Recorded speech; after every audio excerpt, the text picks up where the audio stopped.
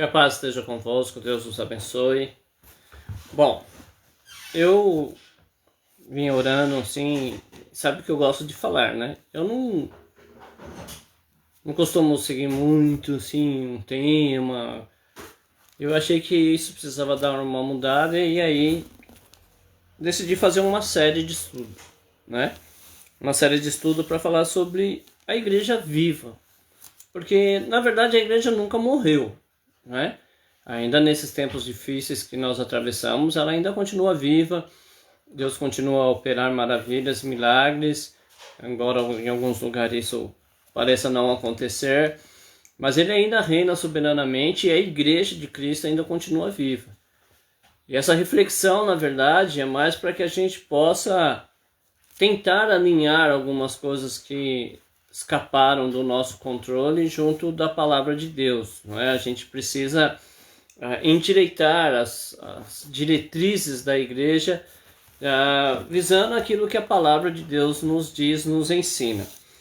E quando eu pensava em fazer isso, é claro que vai surgir então algumas perguntas, o que, né, vai nos motivando a estudar sobre isso, é o questionamento que a gente vai fazendo. Por exemplo, o que é igreja de verdade, não é? Alguns irmãos dizem, olha, igreja quer dizer saia para fora. Será que é esse mesmo o significado da igreja? Não é? A igreja ela se forma a partir de quando? No Velho ou no Novo Testamento? Como que se define uma igreja? A igreja é um templo, é uma comunidade, é um órgão sem fins lucrativos, com CNPJ. Qual é a definição realmente de igreja? Como é que eu posso definir o que é a igreja de Cristo ou a igreja viva? E a gente tem que analisar um monte de coisas, não é? Por exemplo, graça e lei, né? Existe uma guerra sobre isso, eu não entendo o porquê, mas existe essa questão da graça e da lei. Nós somos salvos pela fé, mediante a graça de Deus, não é? Todavia não somos fora da lei, porque os ais são para os fora da lei. E pela graça, nós confirmamos que a lei é boa, perfeita e sã, não é? Então, não haveria um combate entre a graça e a lei se a gente conseguisse compreender essas coisas. Mas existe, né? Existe, você vê muitas polêmicas, o pessoal que curte um podcast aí evangélico vê que as discussões que surgem lá são gritantes, né? E às vezes as conclusões são insatisfatórias, ou não se chega a uma conclusão que é pior, né? Começar o debate de um tema e não se chegar a uma conclusão.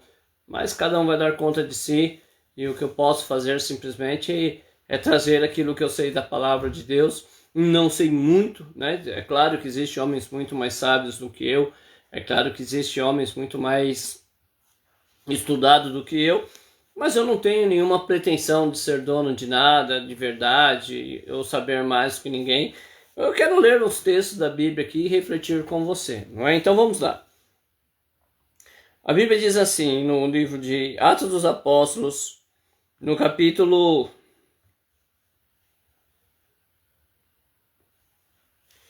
2, e eu quero ler do verso 43 em diante. Diz assim: de sorte que foram batizados os que de bom grado receberam a sua palavra. E naquele dia agregaram-se quase 3.000 almas. E perseveravam na doutrina dos apóstolos, na comunhão, no partir do pão e nas orações. Então, 4 pontos aí que eles perseveravam. Em cada alma havia temor, e muitas maravilhas e sinais se faziam pelos apóstolos. Todos os que criam estavam juntos e tinham tudo em comum. Vendiam suas propriedades e fazendas e repartiam com todos, segundo cada um tinha necessidade. E perseverando unânimes todos os dias no templo, no partir do pão em casa, comiam juntos com alegria e singeleza de coração, louvando a Deus e caindo na graça de todo o povo. E todos os dias acrescentava o Senhor à igreja aqueles que se haviam de salvar, não é? Coisa maravilhosa desse texto aqui é a formação da igreja. Se você voltar um pouco na leitura, você vai ver que logo depois do Pentecoste, Pedro faz uma pregação, não é? E aí 3.000 almas se ajuntam à igreja, e aí Atos vai descrever qual era o comportamento que eles tinham, né, diante dessa situação. Então, eles estavam ali unidos e precisavam então viver a vida diferente que eles aceitavam. Então, a igreja, no princípio de tudo, ela começa em oração, certo? Depois nós vamos ver no capítulo 4:32 que eles perseveravam na oração, ou nas orações. Então, o que acontece? Muitas igrejas perderam-se o hábito de orar, não é? Orar é uma coisa meio que complicada. E eu me lembro que quando eu aceitei Jesus, tinha assim algumas teorias de oração. Por exemplo, combate de oração. Tem até um livro que eu li, eu não lembro muito bem dele, porque eu li, eu era, acho que na verdade nem crente eu ainda era, né? Depois de entrar pelo seu punhal, acho que foi o segundo livro evangélico que eu li. Ou era bem novo convertido, não me lembro bem. Eu não me lembro muito das coisas, mas é um livro interessante que fala sobre a guerra, né? A batalha espiritual em oração e alguns processos que algumas orações têm. Mas tinha-se muito aquele negócio de carregar fardo de oração, de você ter que se sacrificar na oração. E quando você passa a conviver com a palavra de Deus, você vai percebendo que a oração ela não tem essa característica ruim, né? Essa coisa ruim que essas palavras às vezes apresentam. Por exemplo, o fardo de oração, o preço da oração. Primeiro que eu não sei porque o cristianismo aderiu a essa palavra preço. Porque nós vivemos, os verdadeiros crentes vivem pela graça, que receberam de graça. Então não pagaram nada. Quem pagou não está vivendo a graça.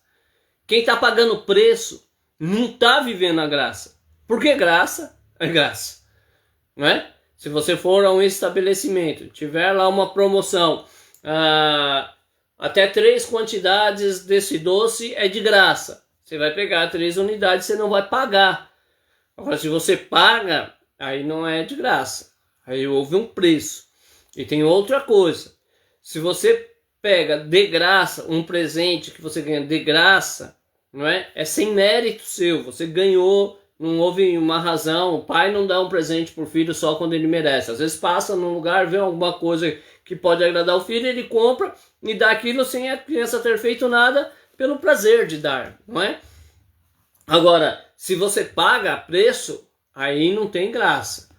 Porque se eu juntar dinheiro, for numa concessionária, comprar um automóvel, pagar o preço do automóvel e as documentações legais que vão ser precisas, eu saio dali e ninguém me fez favor algum. Se eu juntar dinheiro, for numa loja de roupa e comprar a melhor roupa que tiver lá e pagar, a hora de eu sair, eu posso sair tranquilo. Se apitar algum alarme e vier com graça, eu mostro a nota fiscal e falei, eu paguei. Então não é mérito meu. Ninguém tem nada a ver com isso. É meu mérito. Eu conquistei porque eu paguei o preço. E nós não pagamos o preço por nada.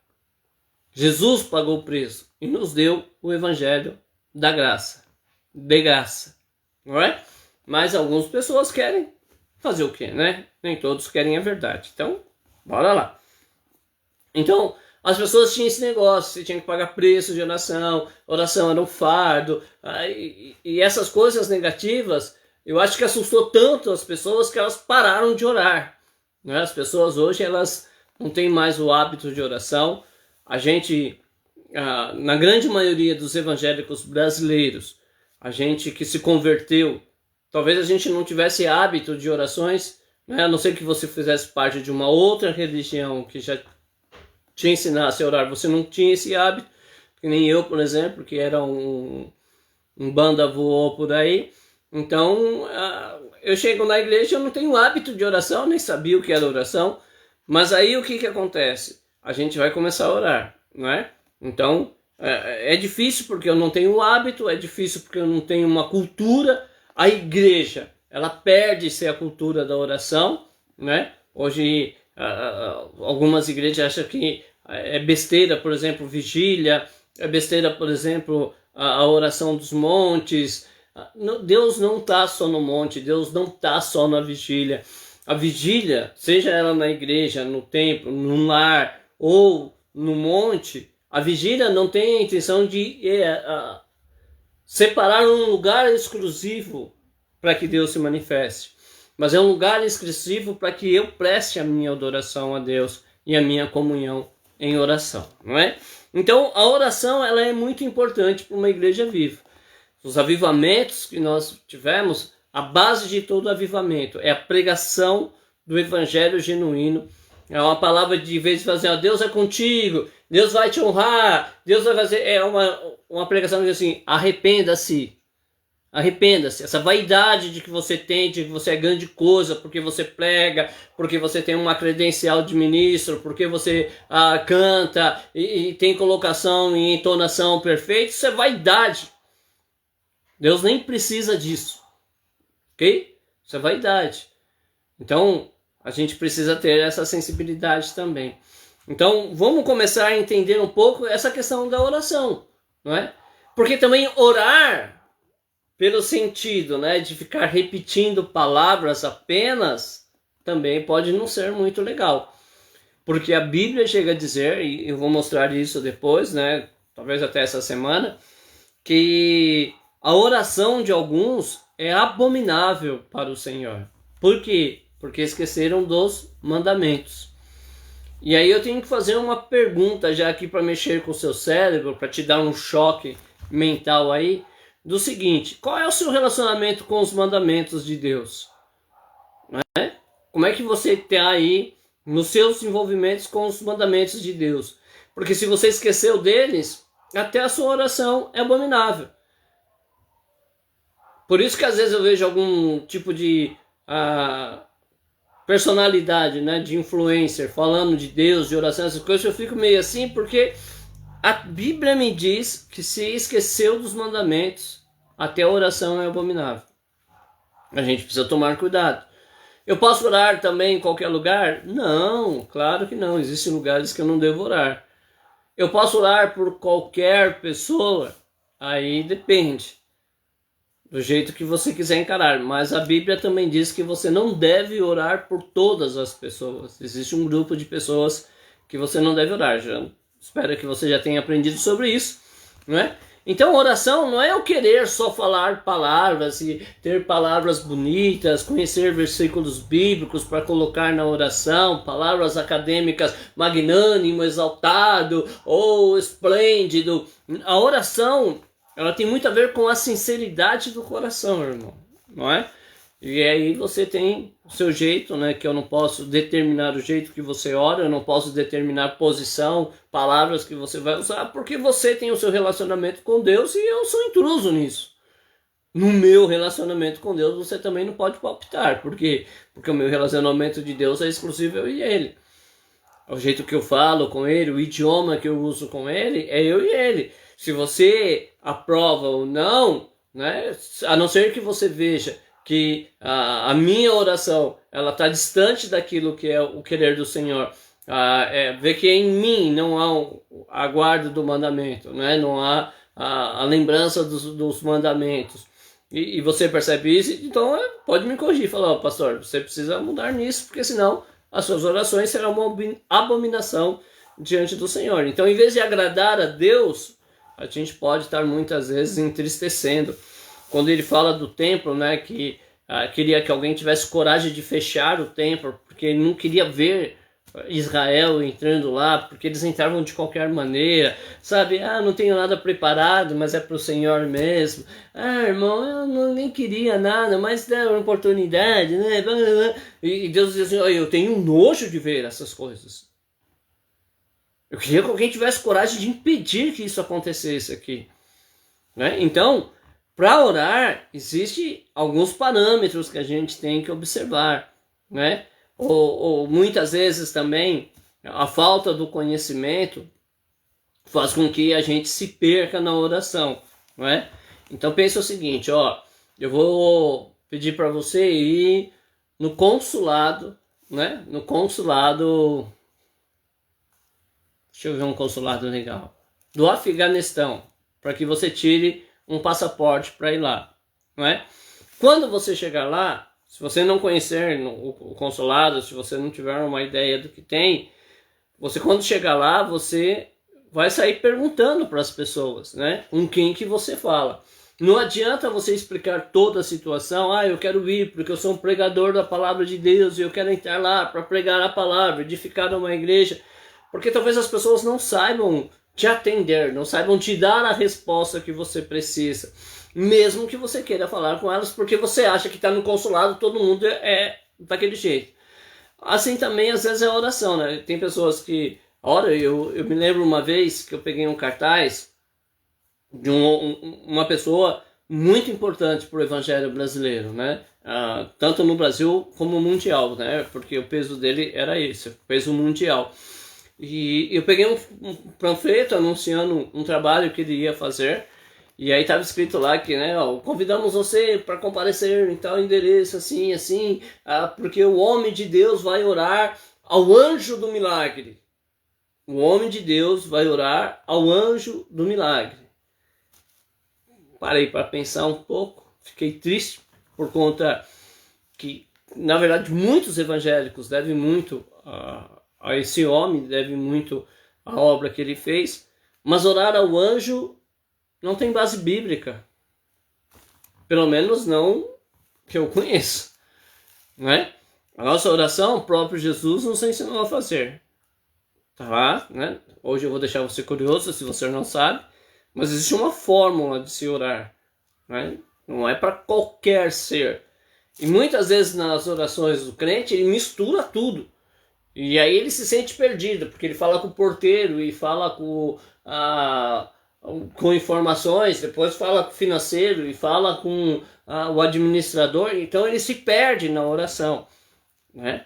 E eu lembro de uma vez, né, o pastor Washington, lá de Taipas, ainda não era pastor, nós fomos fazer um relógio de oração, e eu me lembro que em dado momento ele falou: pastor, eu vou para casa, porque eu não consigo mais me concentrar. Eu estava ali meio que cochilando, orando para Deus abençoar o churrasco, então é melhor eu ir para casa descansar, depois eu volto para ajudar os irmãos a terminar, né? E assim o fez.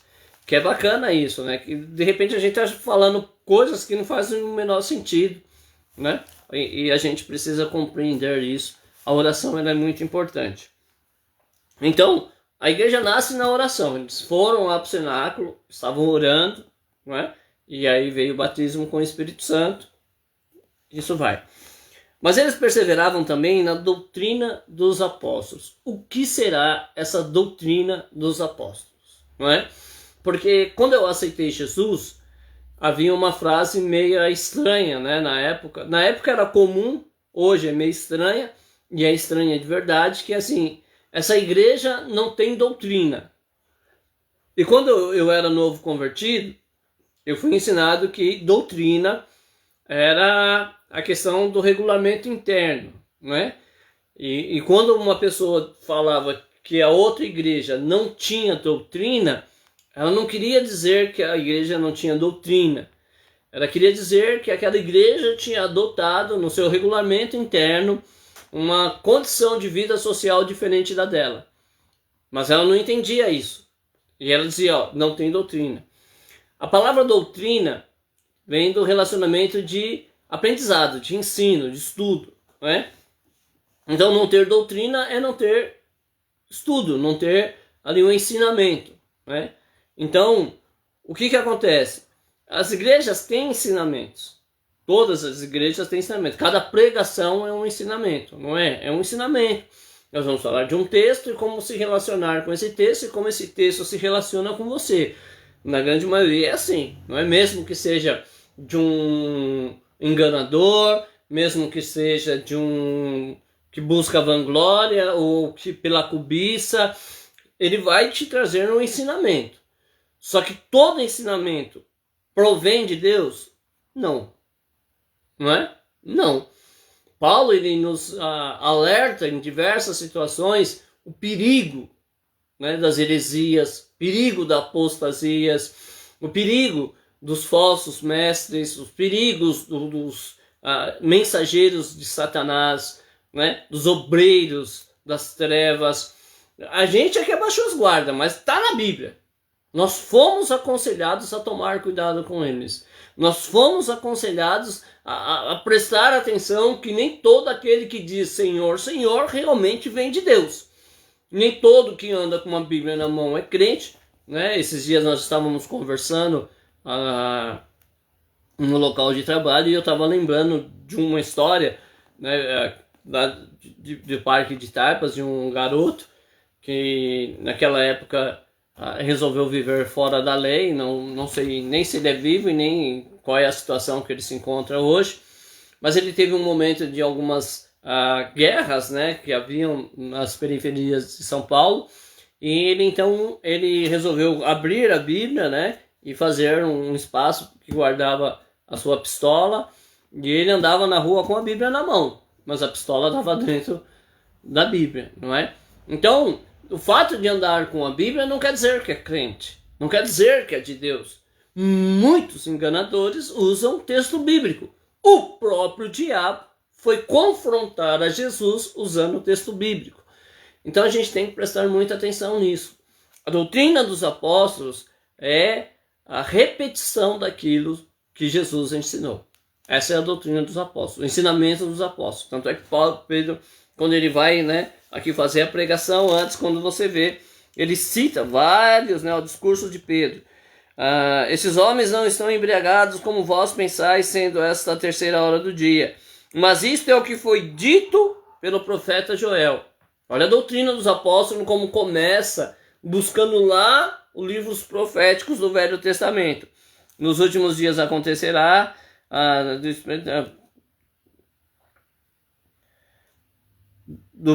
derramarei do meu espírito sobre toda a carne, vossos filhos e vossas filhas profetizarão, e vossos jovens terão visão, os vossos velhos sonharão e terão sonho.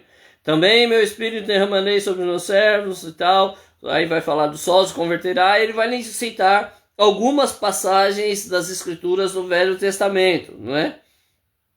E ele vem trazendo isso. Então quer dizer, ele está pegando a base do Velho Testamento, da onde se fala do Messias e de Jesus e das coisas que Jesus ensinou, e ele vai fazer o sermão, e aí vai converter, então essas almas vão se achegar a Cristo por intermédio desse sermão. Então, o que na verdade Pedro está fazendo, os apóstolos estão fazendo, é replicar aquilo que já existe. Por isso que muitos irmãos precisam tomar cuidado quando eu digo assim, olha, a nova aliança anulou o Velho Testamento. Porque muitos que falam isso nem conhecem o Velho Testamento, não é?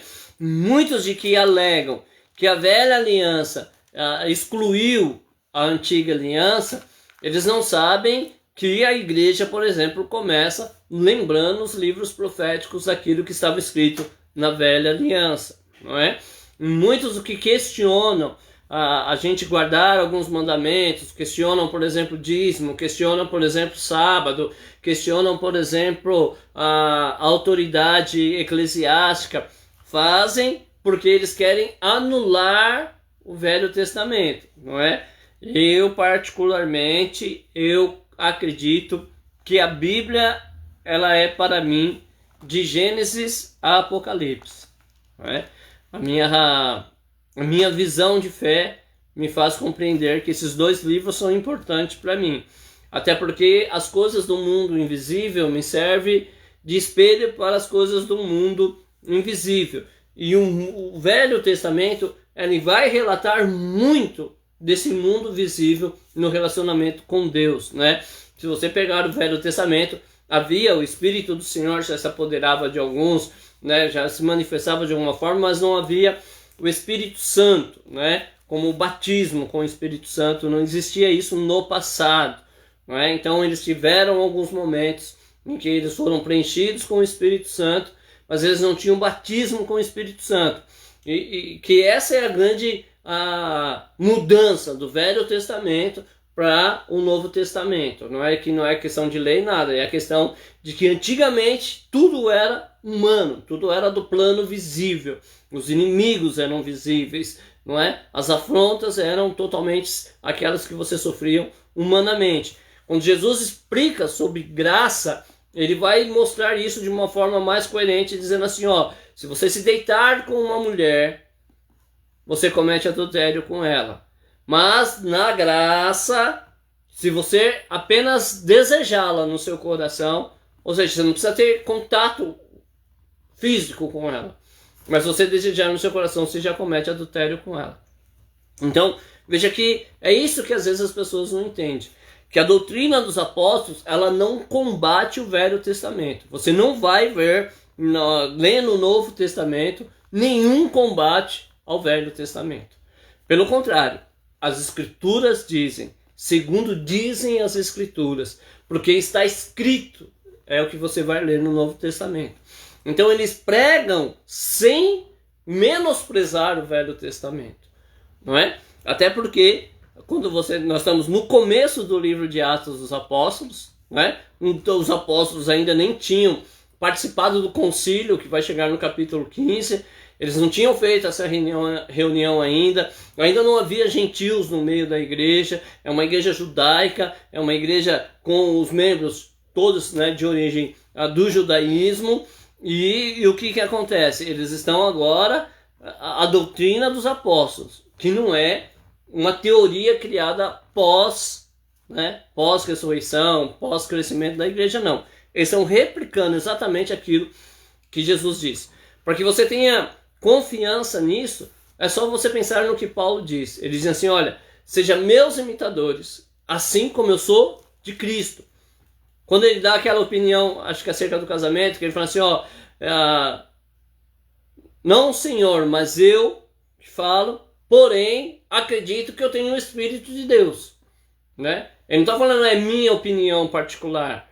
Está dizendo assim, eu estou falando isso, mas eu creio que isso é a direção que o Espírito Santo está dando para você. O Espírito que me habita.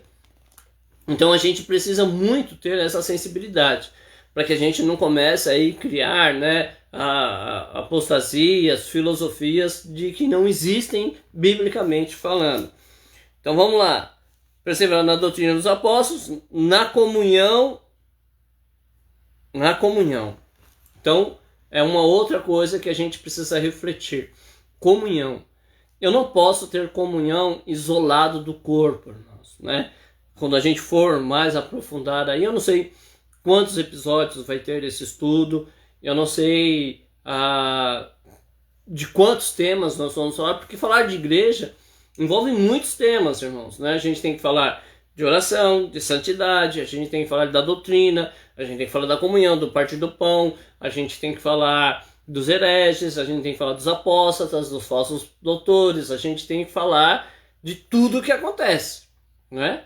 Eu não sei se o Senhor nos permitirá falar tudo nesse estudo, nessa série, porque às vezes Deus só quer dar um choque na nossa mente, assim, para que a gente desperte que a gente pode estar fazendo alguma coisa errada e precisamos nos converter aos ensinamentos da palavra de Deus, ou Ele vai permitir que a gente faça calmamente, dando aí uma boa base, né, edificando a obra sobre o firme fundamento ao qual é Cristo, né?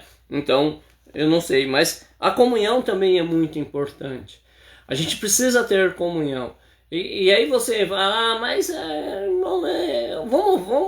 vamos ser sinceros. Eu gosto de sinceridade, não gosto de ser enganado e nem gosto de enganar a ninguém. Então vamos ser sinceros. Irmão, dá para falar que a gente tem comunhão? Cristianismo tem comunhão hoje em dia? Dá para falar isso? A gente está vendo uma divisão enorme, não é? A gente tem duas grandes rachaduras do cristianismo. Duas grandes rachaduras, que é catolicismo e o evangelho, não é? Vou até mudar a minha palavra. Os católicos e os evangélicos são duas divisões que não se concordam.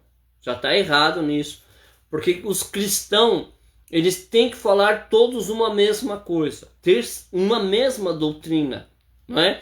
Então os dois precisavam ter a mesma doutrina. Mas, como se não bastasse essa grande rachadura, ainda existe dentro, né, do catolicismo linhas, né, de pensamentos, de questões doutrinárias que às vezes entram em conflitos, não é? E dentro do evangélico, né, do movimento evangélico, também existe muitas guerras doutrinárias, não é? Existe pentecostais, não pentecostais, tradicionais, como se chamam, né? E os neopentecostais, e existe os tais aí de tudo que é maneira que você imagina. O que prova que a gente precisa pôr o pé no freio, parar para pensar, ser inteligente, dizer assim, olha, tá errado, não tá certo. Alguma coisa de errado não está certo, não é? A gente tem que ser unido, ter comunhão. E comunhão, nós vamos ler isso mais para frente, é muito mais do que eu estar no espaço físico, não é? Eu posso pegar um trem 7 horas da manhã na estação de Franco da Rocha, o trem está lotado, né? Deve ter milhares de pessoas no mesmo espaço, porém eu não tenho comunhão com nenhuma delas na grande maioria das vezes. Vez por outra eu pego com a minha esposa, vez por outra eu pego com meus filhos, vez por outra eu tenho um amigo, mas de um modo geral, né, principalmente na realidade desses dias, eu tenho entrado no trem lotado e estou sem comunhão com ninguém. E muita gente não tem comunhão com ninguém, que tudo que você vê é assim, ó, celular, é? Por quê? Porque não existe uma comunhão entre eles, embora seja uma multidão. Então, ter comunhão não é estar no mesmo espaço físico só, não é? A gente vai ler isso mais de novo e a gente precisa entender isso. E é importante que a igreja tenha comunhão, não é? Tenha essa ligação. Paulo vai dizer depois que é um ajustamento, né? Pelas ligaduras do Espírito Santo, um corpo. Pense nisso, ó. Isso aqui é comunhão, ó. Não sai, tá vendo? Ó, não sai. Por quê? Porque é um corpo, tem comunhão, tá ligado cérebro à ponta do dedão, não é? Então, isso é a comunhão que Deus quer que a gente tenha. Essa comunhão perfeita, essa unidade perfeita que nos faça ser o corpo de Cristo sobre a face da terra. Então, é preciso ter comunhão, não é? A gente não pode viver num isolamento que a gente tem assistido muito por aí. E aí, comunhão, partir do pão. Aí, entre aquela, né, nós acabamos uma semana falando das obras, e entra muito isso, irmãos. O partir do pão. Esse partir do pão, quando você ler o outro versículo, partindo o pão em casa, né? Percebendo todos os dias no templo, partindo o pão em casa, comiam juntos com alegria, né, e singeleza de coração. Esse partir do pão, ele não pode se tornar um fardo para nós, deve ser um prazer. Eu lamento que às vezes a gente não consiga fazer isso, né? A gente tem no Brasil várias festas religiosas que não são do cunho evangélico, né? Que não pertencem ao povo evangélico, mas que algumas igrejas, mediante a pressão de seus membros e a frouxidão das suas lideranças, adaptaram e trouxeram para dentro da igreja evangélica alguns costumes não nossos, não é? Não nossos. Mas isso é uma questão para a gente estudar depois. E o que acontece? Nós poderíamos ter as nossas festas, né? Como o povo judeu, que tem a festa do Tabernáculos, que tem a festa de Pentecoste, né? Daí vem o nome Pentecostais, que tem uma infinidade de festejos, né? Que se pode comemorar, para que a gente pudesse estar junto no mesmo espaço, mas celebrando com alegria, com singeleza de coração, né? Onde a gente pudesse partir o pão com felicidade, almoços, né? Churrasco, confraternização. Às vezes no fim de ano as igrejas se reúnem e fazem uma confraternização. Essa confraternização não precisa ser exclusiva do fim de ano, né? Nós podemos fazer isso constantemente, né? A ceia do Senhor pode ser uma grande porta para essa confraternização, para a gente se unir, dar gargalhada, conversar, não falar mal da vida dos outros, não fazer piada que seja ofensiva, mas gargalhar pelas bênçãos do Senhor, ver as coisas que Deus faz, a grandeza e as maravilhas que o Senhor tem operado, que às vezes nem os crentes estão conseguindo ver, porque estão tão focados na internet que não estão conseguindo observar as maravilhas ao seu redor, não é? Eu me sinto um homem muito privilegiado dessa parte, né? Às vezes, como amanhã mesmo eu vou ter que sair bem cedo da minha casa, né, para o trabalho, e aí eu olho o céu da minha região, que eu acho um céu magnífico, né? Tem dias assim que no amanhecer dele assim ainda você contempla algumas estrelas, né? E depois todo o espetáculo do nascer do sol, os pássaros que cantam, as flores que tem pelo caminho que eu passo. Eu olho muitas vezes as pessoas, né, que estão ao meu redor, crianças que estão sorrindo. Eu gosto muito da serenidade dos anciãos, quando ele percebe aquela coisa que vai dar meio que ruim, que ele dá aquela risada assim meio que, puxa, vai dar ruim isso, né? Mas não se intromete também. Então existe muita coisa maravilhosa acontecendo. É que nós estamos sendo levados, né, a olhar só o negativo. Mas a gente podia se reunir para falar dessas coisas maravilhosas que acontecem, né? De como Deus tem operado maravilhas. Tem um filósofo brasileiro, que é o Mário Sérgio Cortella. Eu gosto muito de ouvi-lo, né? Um homem muito inteligente, e eu sou fã de pessoas inteligentes.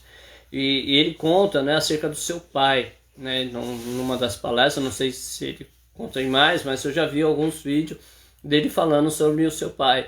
Que ele era o tipo de pessoa que ele chegava em casa e aí ele dizia, nossa, como Deus é bom, né? O carro quebrou e eu estava só a 2 quilômetros de casa. O carro quebrou, faltou a gasolina e eu estava a tantos metros do poço. Então, era uma pessoa que tinha sempre uma palavra boa, né? Sempre via uma coisa boa naquilo que acontecia. Hoje nós só vemos mal, hoje tudo para nós é negativo e isso é muito ruim. Eu não creio que Deus queira que seja assim. E a gente poderia ter comunhão para falar dessas coisas, nos reunir para falar dessas coisas, né? Existem igrejas que têm as oportunidades de dar testemunho. A gente conhece igrejas de várias formas, né? Por exemplo, tem uma igreja que eu conheci, não sei se ainda é assim lá, tá? Porque faz tempo que eu não vou a um culto deles, mas eles, em vez de você dar a oportunidade para que a pessoa vá até lá e conte o testemunho, eles liam o testemunho, né? A pessoa escrevia o testemunho, eles selecionavam alguns lá e dava lá, lia lá e a pessoa se apresentava depois. Tem a outra igreja que eu gosto muito, né? E que tem um momento só de testemunhos, né? A igreja, quem está dirigindo o trabalho se encosta e as pessoas têm a liberdade de ir lá falar das coisas que Deus faz. É claro que tudo isso é julgado, analisado pelas pessoas responsáveis, para que não haja nenhum tipo de engodo, que não haja nenhum tipo de engano.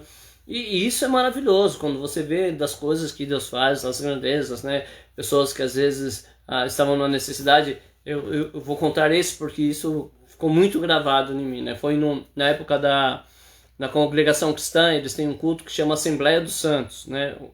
Um trabalho, né? Não é um culto, porque é diversos cultos, onde pessoas de outros lugares vão visitar outras congregações. É uma Assembleia de Santos mesmo, eles vão para outro lugar. E aí eu fui em uma delas, e lá no Jardim... Perdão. Lá na congregação do Jardim Brasília, o irmão deu um testemunho, que ele era marreteiro aqui em São Paulo, e ele aceitou a Jesus lá na congregação cristã, né? Não sei nem se é esses termos que eles usam lá. Mas aí ele começou, foi chamado, separado para a obra, e foi crescendo lá dentro, lá, né, como cooperador, e ele foi atender numa obra em Minas. E ele falou que quando ele foi para Minas, eu me lembro bem porque ele frisou isso, ele falou assim, olha, a porta que Deus abre ninguém fecha, mas a porta que Deus fecha ninguém abre. E aí ele conta que ele foi para Minas e levou toda a mercadoria que ele tinha, né, para vender, porque ele era marreteiro e tal. Só que ele falava assim, irmãos, eu saía para trabalhar e eu vendia exatamente o que eu ia precisar por dia. Não era uma abundância mais, né? Eu vendia o que dava para mim comer. Ele falou, por conta disso, eu fui comendo e aí foi perdendo a mercadoria e não deu para me repor. E aí um irmão lá de Minas se compadeceu dele e falou para ele o seguinte: olha, eu tenho 2 lotes de terra, um mais embaixo e um mais em cima, então vamos fazer o seguinte: o irmão planta verduras na parte de cima e depois vende pela cidade, o que ele fez, né? Mas logo que ele começou a fazer isso e a vender as verduras lá, deu um problema de água, de fornecimento de água do terreno de baixo lá, e a água que era usada para regar a horta dele, e o irmão teve que desviar para regar a sua própria. E aí ele conta, e ele diz que chegou um dia em que só tinha a última refeição para janta, né? A esposa sábia pegou e falou: irmão, só tem a refeição para hoje e vai acabar. Diz que quando ela acabou de dar a notícia para ele, uns irmãos da igreja bateram palmas, né? E aí ele conta que foi lá e falou para o irmão: faz a comida, vamos ver o que dá, né? E diz que Deus multiplicou, os irmãos comeram satisfatoriamente. E enquanto estavam lá na refeição, um dos irmãos perguntou assim: irmão, por que o irmão não faz salgado para vender, né? E ele disse: olha, eu não sei fazer salgado. Ele disse assim: ó, vamos fazer o seguinte, amanhã eu venho aqui, trago o material, a gente faz uma amassada, né? Eu te ensino a fazer e o irmão vai vender por aí. E assim foi, né? E no dia que ele estava dando esse testemunho, na região dele ele era o maior vendedor de salgado da região, fornecedor para outros comércios também, não é?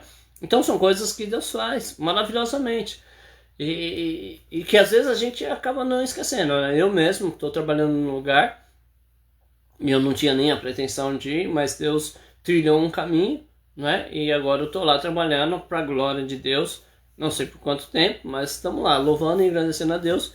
E aí conheci pessoas que estão me ajudando, né, também na parte do Evangelho, mas que a gente conversa muito sobre a palavra de Deus, e isso me alegra muito também, né? E o meu universo sendo ampliado, tem pessoas lá que nos fazem entender que o ser humano é bom, cara, é bom de verdade. É que às vezes falta uma condução direita, né? Alguém que diga assim: não, esse é o caminho, andai por ele.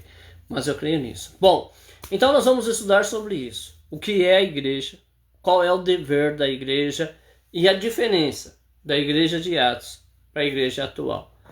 Para que o seu cérebro continue a fritar aí, eu gosto disso, eu queria já colocar algumas coisas para que você entendesse, para que você estudasse e me ajudasse, ok? Eu quero que vocês participem. Talvez durante a live eu não consiga responder as perguntas que surjam, mas a gente vai separar aquelas que sejam coerentes ao tema, né, do que a gente esteja estudando, para poder responder para vocês. Mas, por exemplo, quais são os mandamentos de Deus que João fala lá no finalzinho da Bíblia, né? Quando Jesus disse que o maior dos mandamentos é amar a Deus sobre todas as coisas, e o segundo, amar o próximo como a si mesmo, ele estava verdadeiramente destruindo os 10 mandamentos ou não? O que os irmãos acham? Então, estude a palavra de Deus e nos ajude para que a gente possa crescer e sermos uma igreja viva, né? Nós vamos ver Atos dos Apóstolos, o que é uma igreja viva, que é a referência que nós temos. Temos outras referências nos dias atuais, podemos falar de um monte de igreja, né, que estão aí fazendo um trabalho magnífico, louvado seja Deus, mas temos que também lembrar que existem muitas igrejas que estão deixando a desejar aí na questão do Evangelho do Senhor, amém? Então que Deus abençoe a vocês, eu fico grato por você participar, fico grato por você assistir, por você dar aí os seus emotions, né, seus likes, mas eu gostaria de pedir a você que nos ajudasse, né, a crescer para propagar a palavra de Deus. E se você acha que as coisas que eu digo aqui não são bíblicas, eu também gostaria de ouvir você, né? Se você acha que eu estou enganado acerca das coisas que eu estou ensinando, por favor, né, não me deixe perder a minha salvação, não. Então, mande aí no direct, ou faça, né, a sua colocação mesmo durante a live, se for realmente coerente, me dê as bases bíblicas que você tem, tá bom? Eu também estou disposto a me retratar aqui em qualquer coisa que eu tenha errado, Eu não tenho intenção de fazer discípulos para mim, não quero ter seguidores a mim, mas quero que a palavra de Deus alcance a muitos. Deus abençoe a todos, em nome do Senhor Jesus.